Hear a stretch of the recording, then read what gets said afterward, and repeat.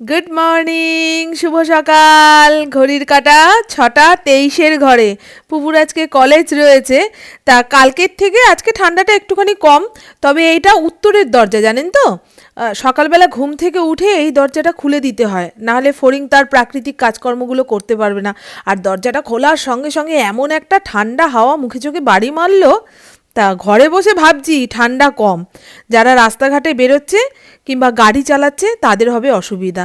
এরকম কুয়াশা দিনে ইন্দ্র যখন সকাল সকাল বাইক নিয়ে বেরোয় না, আমার একটুখানি ভয়ই লাগে। দেখেছেন, এরকম কনকনে শীতে কুয়াশার দিনে গ্রাম সাইডের রাস্তা দিয়ে হাঁটতে কি ভালো লাগে না।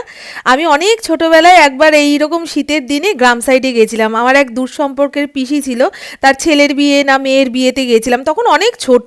সেই খেজুরের রস এনে খাওয়াচ্ছে, তারপরে কোথায় কড়াইশুঁটি তুলতে নিয়ে যাচ্ছে, দারুণ দারুণ।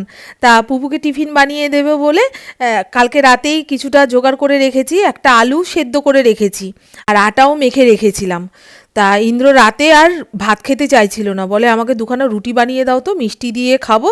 তা ওকে দুটো রুটি বানিয়ে দিয়েছি, আর দুখানা আটার লেচি রেখেছিলাম, ফ্রিজে ছিল তো, বরফ হয়ে গেছে, ওটাকে বেলে রুটি বানানোর শক্তি আমার নেই, তাই আবার নতুন করে আটা মাখছি। পুকুকে দুখানা পরোটা বানিয়ে দেবো, আর যা আটা থাকবে, আর ওই আগের দিনের দুখানা দেখলেন আটার লেচি, ওই দিয়ে আমার আর ইন্দ্রর জন্য 4টে রুটি বানাবো। ঘরে অনেকগুলো ফ্রেশ বেগুন রয়েছে, বেগুন ভাজা দিয়ে রুটি খেতে খুব ইচ্ছা হয়েছে। আর আলুটাকে চটকাতে পারছিলাম না, গ্রেটার দিয়ে গ্রেট করে নিয়েছি, ঠান্ডা হয়ে গেছিলো তো। তার মধ্যে অল্প একটু ভাজা মশলা, পেঁয়াজ কুচি, লঙ্কা কুচি, ধনে পাতা, আর অল্প একটুখানি মিষ্টি, আর একটুখানি আদা গ্রেট করে দিয়েছি। এই দিয়ে ভালো করে মেখে নিলাম। তারপরে ছোট্ট একটা রুটির মতন বেলে নিয়ে পুরটাকে ভরলাম। অনেকে এই আটার লেচিটাকে বাটির মতন করে নিয়ে পুর ভরে, তাতে আমার আঙুলে হাতে লেগে যায়, পরে আর বেলতে পারি না। যারা একদম কাঁচা রাঁধুনি তারা পুর ভরা পরোটা বানালে এইভাবে পুর ভরে হাত দিয়ে ঠেসে ঠেসে পুরটাকে ছড়িয়ে একটুখানি পরোটাটাকে বড় করে নেবেন, তারপরে এরকম বেলান চাকি দিয়ে বেলবেন, দেখবেন সুন্দর পরোটা হয়ে যাবে। আর আজকে শুধু চাটুর ওপরে পরোটাটা দিচ্ছি না, একটুখানি তেল দিয়ে তার উপরে দিলাম। এর আগের দিন শুধু চাটুর ওপরে পনির পরোটা দিতে গিয়ে দেখি কিছুটা চাটুর মধ্যে আটকে গেছে, আর ঠান্ডা ছিল পনিরটা, সেই কারণে হয়তো। আজকেও তো আলুটা ঠান্ডা, সেই জন্য বুদ্ধি করে একটুখানি তেল দিয়ে একদম সেঁকে নিলাম। এরকম শীতের দিনে পেটে হালকা খিদা থাকবে, গরম গরম আলুর পরোটা, তার উপরে মাখন, আর কি বলে টক দই, ও এখনই আমার জিভে জল চলে আসছে। পরোটার থেকে যে কি সুন্দর গন্ধ বেরিয়েছিল। পুপুকে দুখানা আলুর পরোটা দিয়েছি, কাল রাতেই ওকে বলে রেখেছি, দেখ পরোটার সঙ্গে কিন্তু আমি আলাদাভাবে চাটনি বানিয়ে দিতে পারবো না, এই সকাল সকাল ঘুম থেকে ওঠাটাই কষ্ট, তার উপরে এইরকম আমড়ো তামড়ো চামড়ো রান্না করে তোকে টিফিন বানিয়ে দেবো, ও আমার দ্বারা হবে না। তা ঘরে ছিল লঙ্কার আচার, সেই লঙ্কার আচার দিয়েই পুপুকে পরোটাটা দিয়ে দিয়েছি। এনা শোনা, বাবাও দেখবি একটা নেবে। বাবাই কি যাবে না নাকি? যাবে তো। গুড মর্নিং, শুভ সকাল। কেমন আছেন আপনারা সবাই? নিশ্চয়ই খুব ভালো আছেন, আমিও খুব ভালো আছি। আজ হলো বুধবার, ঘড়ির কাঁটা 7:30-টার ঘরে। বুবু কলেজ যাচ্ছে। কালকের তুলনায় আজকে ঠান্ডা অনেকটাই কম, অনেকটাই কম। জানি না দিন বাড়ার সঙ্গে সঙ্গে ঠান্ডাটা আরো জাঁকিয়ে পড়বে কিনা। তবে বাঙালি এবছর যা শীত খাচ্ছে, গত 10 বছরে এরকম শীত নাকি পড়েনি। বলেছিল না রেকর্ড ভাঙা শীত পড়বে, রেকর্ড ভেঙে গেছে বাবা। এরপরে বেশি শীত পড়লে আমাকে খুঁজে পাওয়া যাবে না। জুবুথুবু হয়ে গেছি গো। এই আমার এইটুকু মেয়ের কোমরে হাতে পায়ে খিঁচ লেগেছে, ওই কম্বলের নিচে বসে আর ওঠে না তো, তারপর জল খায় না, স্নানের কথা তো বাদই দিলাম। কাল রাতে এই খ্যাকর খ্যাকর খ্যাকর। চলুন বন্ধু, ওদের আগে টাটা বাই বাই করে দিয়ে নিয়ে আধা ঘন্টা 1 ঘন্টা কম্বলের নিচে রেস্ট নেব, তারপরে সংসারের কাজে হাত, বুঝেছেন? আর আটা তো মাখাই রয়েছে, গরম গরম রুটি ঘি মাখিয়ে বেগুন ভাজা দিয়ে বুড়ো বুড়িতে খাবো।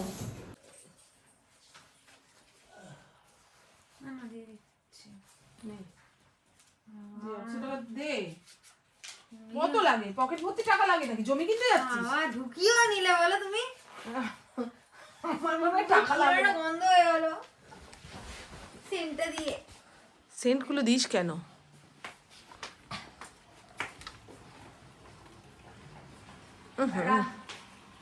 জংলা জংলা সেন্ট মেখে এখন কলেজ যাচ্ছে। দাঁড়া, আস্তে আস্তে এসে ওষুধ খাবি, নাহলে ফেরার পথে ওই সুভাষদার দোকান থেকে ওষুধ নিয়ে আসবি, যে এদিক ওদিক সেদিকে খিঁচ লেগেছে। ওষুধ না খেলে কিন্তু কমবে না গ্যাসের খিঁচ। মা টাটা টাটা, সময় মতো টিফিন খাবে, জল খাবে, ঠিক আছে? তোমার বাবা নাগপট্টি নিল না কেন? আর এই তো পুপু ইন্দ্র বেরিয়ে যাওয়ার পরে প্রায় আধা ঘন্টা, পৌনে 1 ঘন্টা কম্বলের নিচে শুয়েছিলাম। তারপরে হাত পা ঝেড়ে উঠলাম। যদি শুয়ে থাকি তো শুয়েই থাকতে ইচ্ছা করবে। বাসি কাজকর্ম সেরে স্নান ধান করে এসছি, আর বললাম অনেকটা আটা মাখা রয়েছে, তা 4টে রুটি করেছি, একটুখানি ঘি মাখিয়ে বেগুনের সঙ্গে খাই। আর ফড়িংকে দেখুন ওই দরজার দিকে তাকিয়ে রয়েছে, এক্ষুনি ঘ্যাও ঘ্যাও ঘ্যাও ঘ্যাও করে উঠবে। আর পুপু তো বেরিয়ে গেলে আমার হাতে অনেকটা সময় থাকে, একটুখানি ফেসবুক চালিয়েছিলাম, তারপরে বলছি। মেয়েটার কদিন আগের ভিডিওগুলো দেখছিলাম, যে হাজব্যান্ড ওয়াইফে কত মিল, ছেলেটা কত ভালো, মেয়েটা কত হাসি মজা করছে, তার 2 দিন পরে এই অবস্থা। তাহলে দর্শক কি বুঝবে? 2 দিন আগের যে হাসি মজা খেচুড়ি আলাপ সেটা সত্যি, না এখন হসপিটালের বেডে শুয়ে আছে, শ্বশুরবাড়ির অত্যাচার হয়েছে সেটা সত্যি?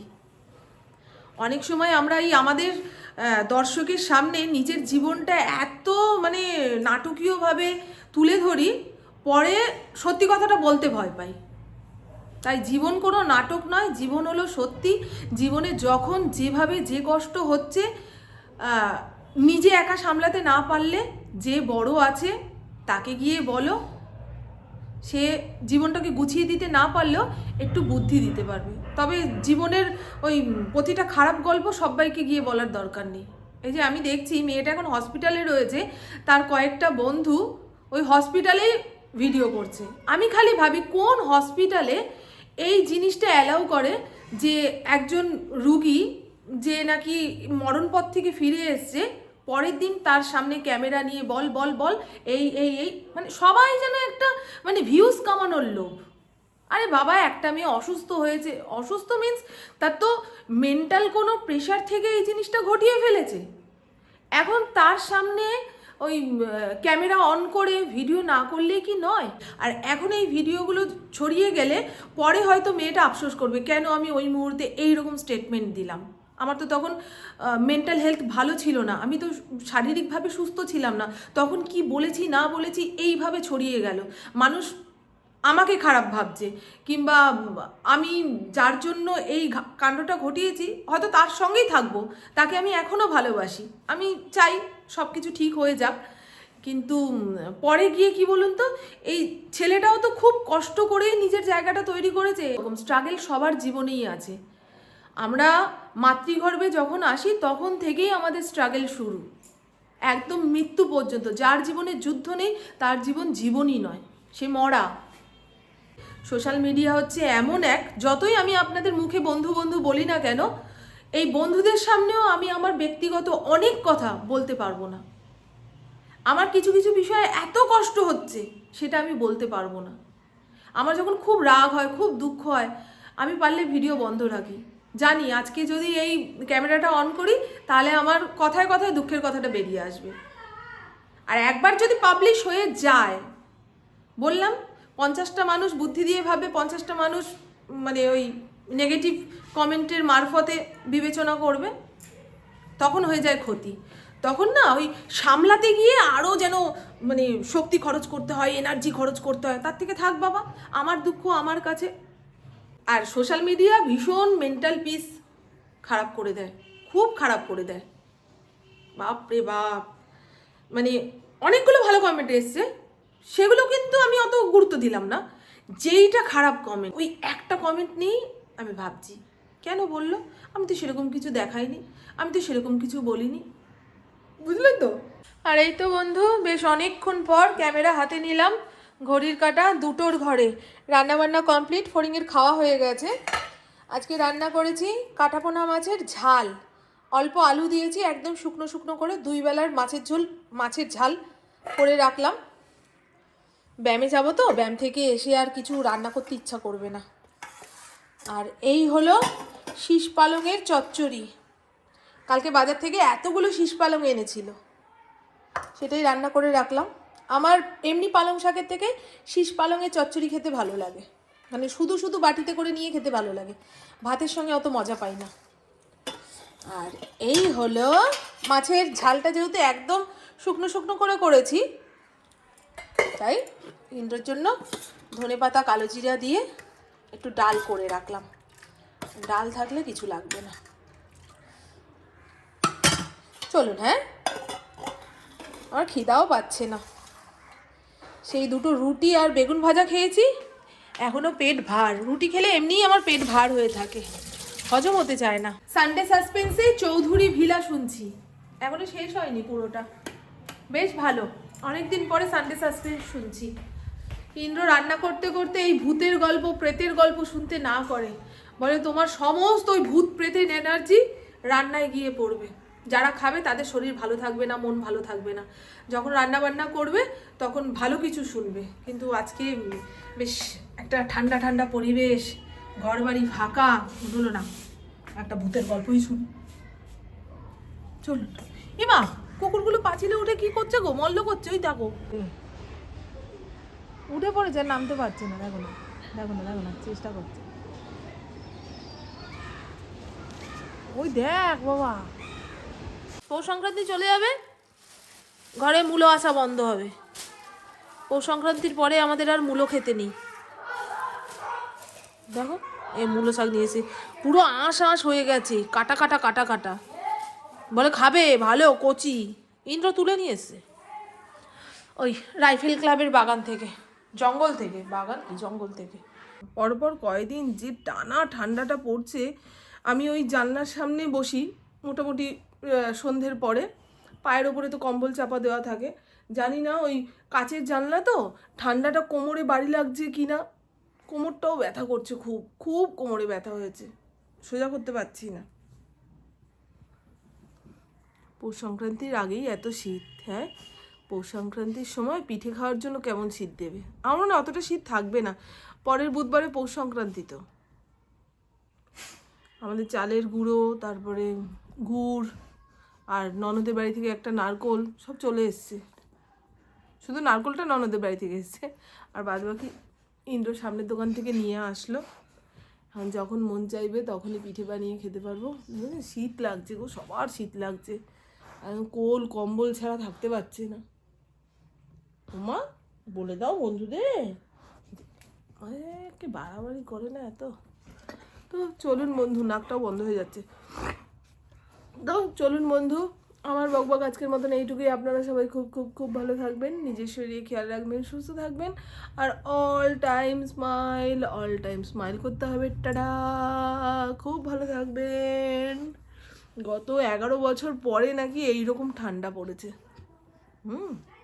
10 ডিগ্রি 9 ডিগ্রিতে চলে যাচ্ছে, এর থেকে আর নামবে না। এর পরের বছর আদৌ এরকম শীত পড়বে কিনা তাও জানি না।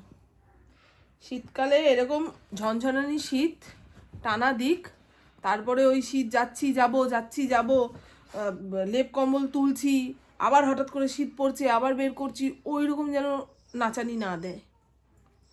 যা হবে একেবারে হয়ে বিদায় নাও, তাই না মা? শীতের কামড় কেমন লাগে? হ্যাঁ, মানুষের বাচ্চা। মা কি হয়েছে মা? তো চলুন বন্ধু।